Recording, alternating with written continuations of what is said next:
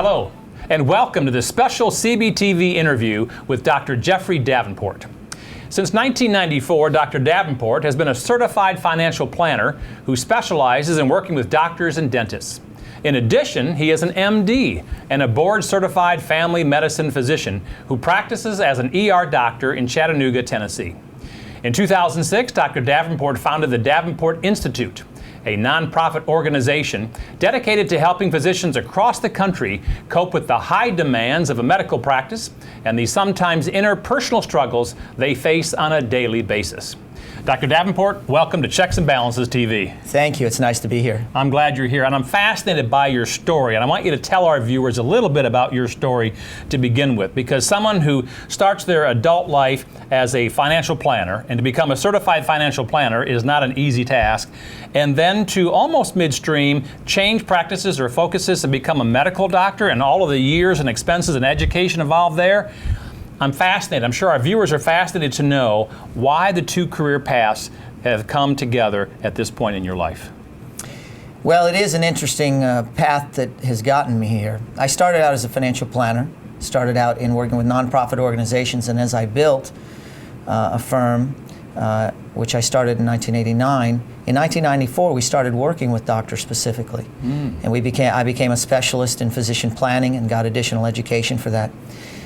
And as I started working with doctors and I was involved in their lives on a day-to-day basis, a lot of times what you'd end up doing is, because they are so busy, even trying to get any of the paperwork or anything that needed to be done, a lot of times you'd have to go to the hospital and almost walk on rounds with them.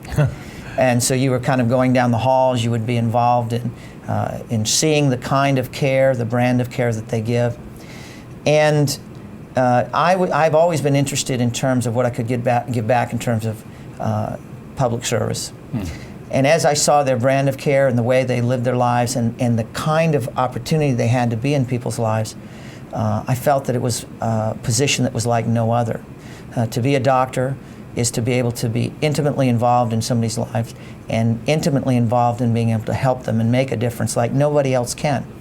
So as I saw their lives and as I worked with them over the years, the idea came, maybe I should be a doctor. And as I went through, I still had the commitment to help doctors. And in fact, the more that I was exposed to them, and even as I've gone through my training, the idea of helping doctors has not gone away. It's only been strengthened by having to go through the process of becoming a doctor and now being on the inside looking out. But I also know that there's a big need in terms of medicine and the way that medicine is delivered, the way healthcare is delivered, and what is happening out there in terms of patients' lives, and that there can be changes, there can be improvements. We can make a difference in medicine. And so I made the change. I shouldn't say I made the change because I'm still doing both. Right. I'm practicing actively as well as we have the Davenport Institute that reaches out to doctors. So it makes a busy life. That's fascinating. So, and I would assume that if I was a medical doctor, a physician, knowing that you also are a physician, you live where I live, there must be a bond that's created pretty quickly. They must open up and trust you because you're practicing in a world that they live in every day. Yes, it's been a unique opportunity, and I certainly can relate exactly where they are, and they can relate to me. So that's been a wonderful opportunity. It's been a wonderful opportunity to speak into their lives, because as we go along, the challenges that they face are like no other. And I don't really believe that the general public can really even be aware of the challenges that they face in their day-to-day lives. A lot of people think that a physician's life is one of leisure, that they are moneyed, and that their lives are kind of very perfect and go along, and they have the nice homes, they have the nice cars, and yet the reality is their lives contain a great deal of stress, a great deal of things that they have to deal with, and they're constantly managing their time, their energies, their emotions under these stresses, and it becomes very difficult for them. And they really do need to be able to have the opportunity to understand how to meet these challenges in a way that not only makes them effective for themselves, for their families, but the 800-pound gorilla in the room in regards to healthcare is that if we can improve the quality of the lives of doctors and their families, we can improve the quality of healthcare. And that's just something that's either is not really talked about or not really addressed. And there's lots of reasons for that, but it is a challenge for them. Well, it seems like, and you're still practicing financial planning with doctors specifically, as I introduced you today. And I'm extremely fascinated not only about your background, but you have a lecture entitled "Why Doctors Fail." And in that lecture, you say that 90% or over 90% of physicians fail financially, which the American public wouldn't understand that or maybe even believe it. So tell our viewers, why is it that so many physicians who you would think have it very well off, why are they failing financially to such a large extent today? Well, that's an alarming statistic, and a lot of doctors, when they hear that, are alarmed by it, and well, they should be. The reality is that when we say that 90% of doctors are financial failures, that is to be defined as that they cannot live the lifestyle they had while they were working when they quit.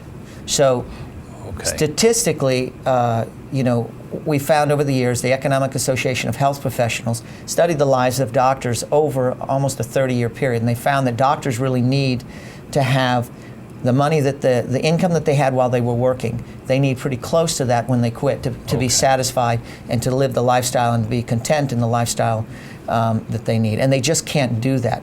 So first of all, that's the definition. Why they fail to reach this comes from a very specific pattern that doctors go through. Doctors have what's called a delayed gratification in regards to when they are working, when they're studying, they have to take longer to get to where they need to be. They have to go through more schooling, they have to go through residency programs, and so they actually start later than most people. True. They also, on average, end earlier than most people. They either burn out or die out at the back end. And that's not a good option. Right. And this process of delayed gratification, their friends have gotten out into the world and they're seeing their friends driving nice cars, living in nice homes. Their families are going to regular soccer games and have a regular schedule. And they are still struggling into their late 20s, into their 30s, and sometimes even to their late 30s, basically living like a college student. Yeah. And a lot of them have developed families at this point, and when they finally get to the point where it's time to get out there in the world, they've looked at the people out, the doctors around them, and they have these nice cars, they have these nice homes, and they think, and the family and the doctor themselves say, well, this is what I've been working for, this is what I've been waiting for. And when they go to the bank say, well, Mr. Johnson, could you please fill out these forms for your loan? And you say, well, my name's actually Dr. Johnson, and they say, oh, and it becomes much easier. Now, it's gotten harder to get loans, but basically, they a lot of times will be given money that they shouldn't have. And so if they have no expertise, they say, well, here we go. The bank says I can have it. They must know what they're doing. My family says this is what we've been sacrificing for. The world around me tells me that I need to drive this car. My kids need to go to the school. I must have this house if I'm going to look like what a doctor should look like. And so they get themselves involved in debt that they shouldn't have. And right away, they're behind the 8 ball. And then the struggle goes from there. And they spend many years trying to even get out of this.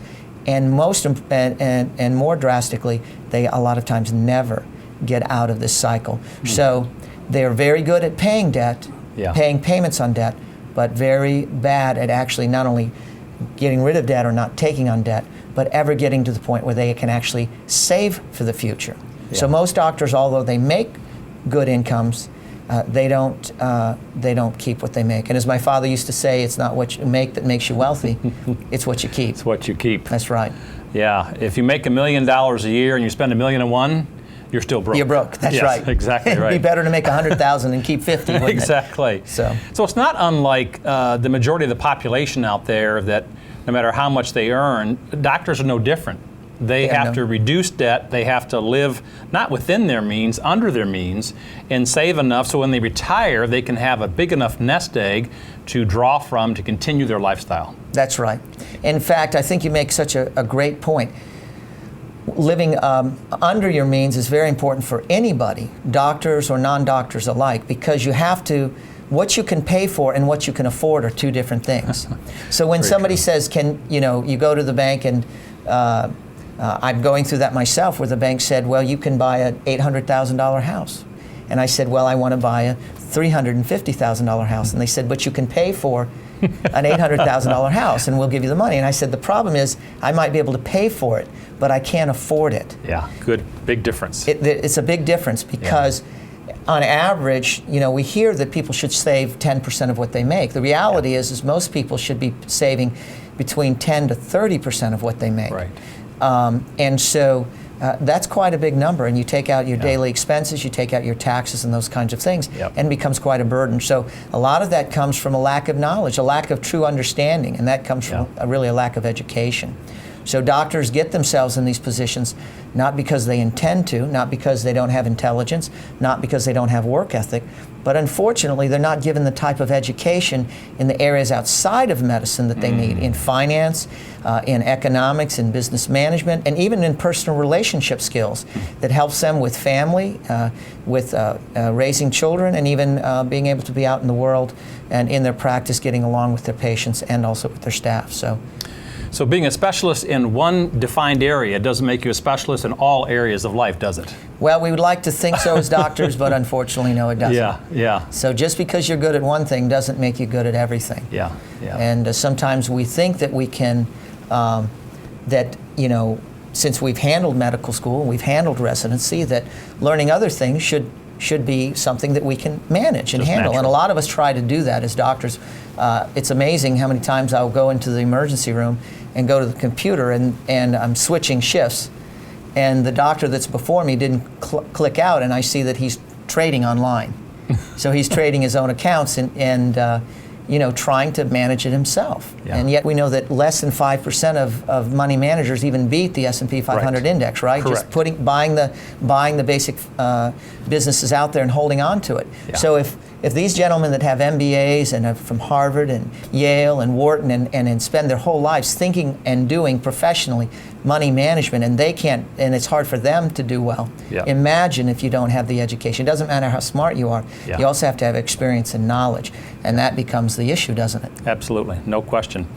Now, also I'm interested, and I'm sure our viewers are as well, besides the financial dilemma or financial failures of physicians, are there any other struggles that they deal with on an ongoing basis? Yes. As a matter of fact, again, we have this picture of what a physician's life looks like. It looks wealthy and healthy and wise. And unfortunately, the reality is there's a great deal of things that we would be surprised to find out. There's a large incidence of bankruptcy, divorce, suicide, depression, alienation from children, drug abuse, alcohol abuse, pain medicine abuse. And so, and these things are devastating physician populations. And as a matter of fact, we lose the equivalent in suicide among doctors of 1 to 2 entire medical classes a year. 300 to 400 doctors a year commit suicide and are successful at it. It's a staggering statistics, not one that we think about, that we would apply to doctors' lives. Oh. And yet it is out there. And it's so much so that there's more and more organizations that are reaching out to doctors and trying to get them to help that they need.